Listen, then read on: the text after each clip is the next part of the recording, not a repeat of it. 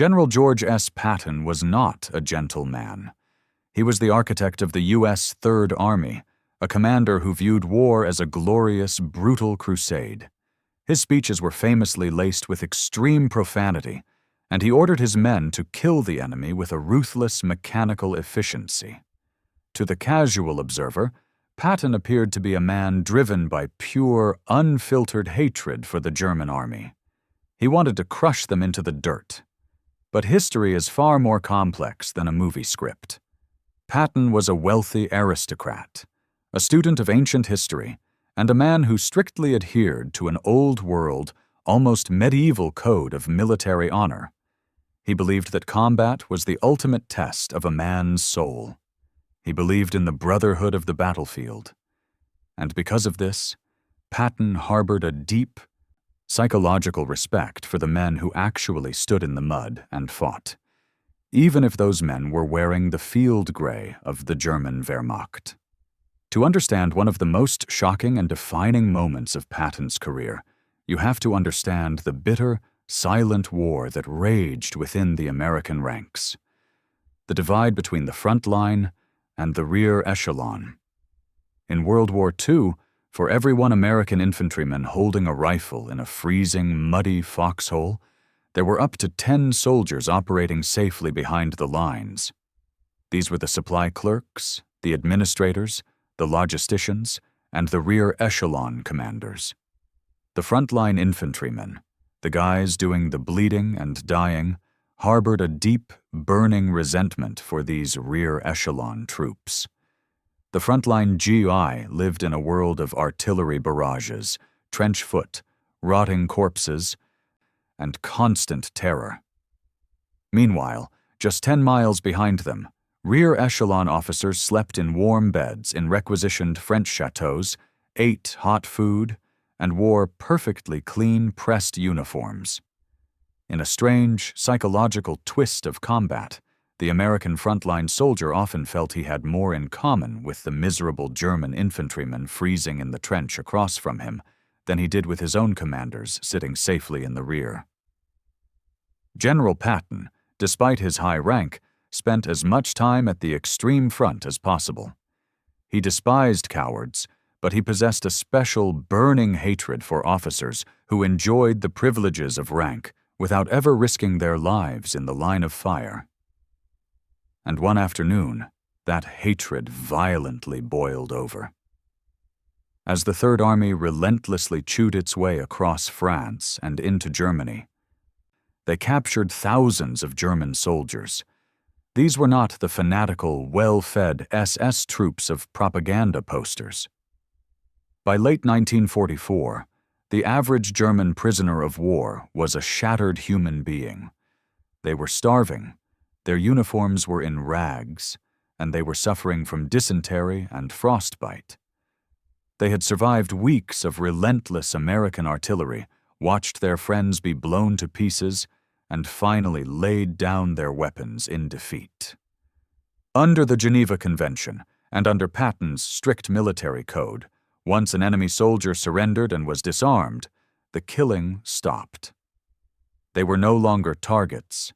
They were defeated warriors under the protection of their captors. They were herded into massive, muddy, barbed wire enclosures deep in the rear echelons, far away from the front line fighting. And it was here, in the safety of the rear, that the ugly side of human nature reared its head. According to a legendary account that perfectly encapsulates Patton's philosophy, the general was conducting an unannounced inspection of a rear echelon holding area. As Patton's jeep rolled to a stop, he witnessed a sickening scene.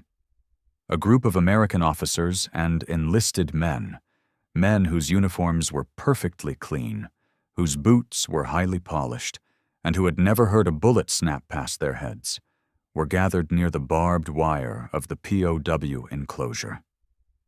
Inside the wire, defeated, wounded, and starving German soldiers were sitting in the mud. The American officers were taunting them.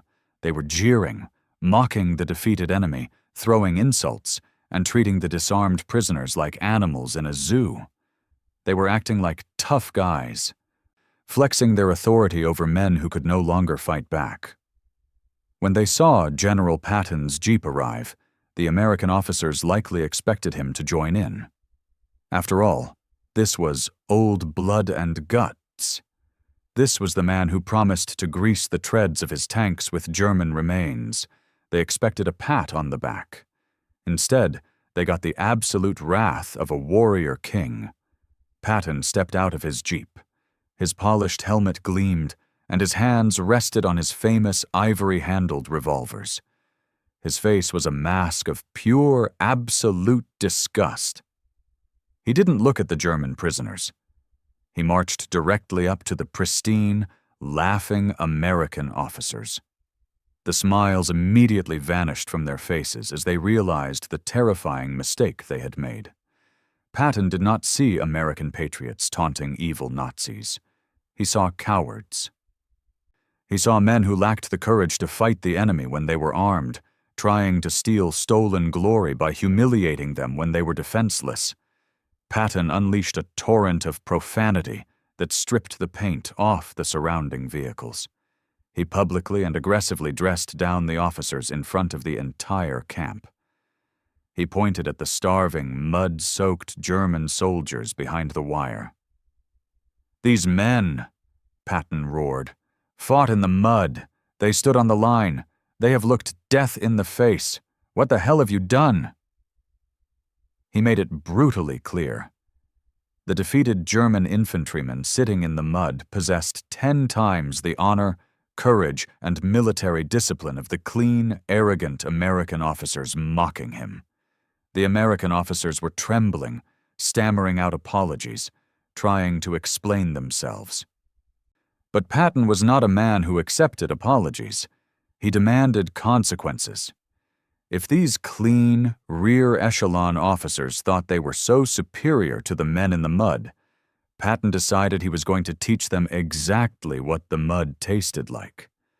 He stripped them of their aristocratic rear-echelon privileges on the spot. He pointed to the miserable, cold rations being prepared for the prisoners of war. He looked the arrogant American officers dead in the eye and delivered the ultimate humiliation.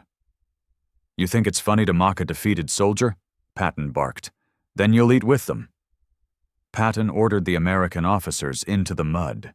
He forced them to sit in the dirt alongside the very prisoners they had just been taunting, and he forced them to eat the exact same meager POW rations. He stripped away their pride, their rank, and their comfort, and forced them to experience the reality of the men they had dared to mock. George S. Patton was not defending the Nazi regime. He was defending the ancient, unwritten code of the warrior. To Patton, there was no glory in humiliating a disarmed man. The only glory in war was found in the terrifying, violent crucible of the front lines, where armed men faced armed men. By forcing his own officers to eat in the dirt with the enemy, Patton sent a profound message to his entire army. He proved that true military honor isn't determined by the flag on your shoulder or the cleanliness of your uniform. It is determined by your willingness to bleed. Patton hated the enemy, and he killed them by the thousands. But he knew that a soldier who fights bravely and loses still deserves the respect of his captors. And anyone who doesn't understand that doesn't belong in Patton's army.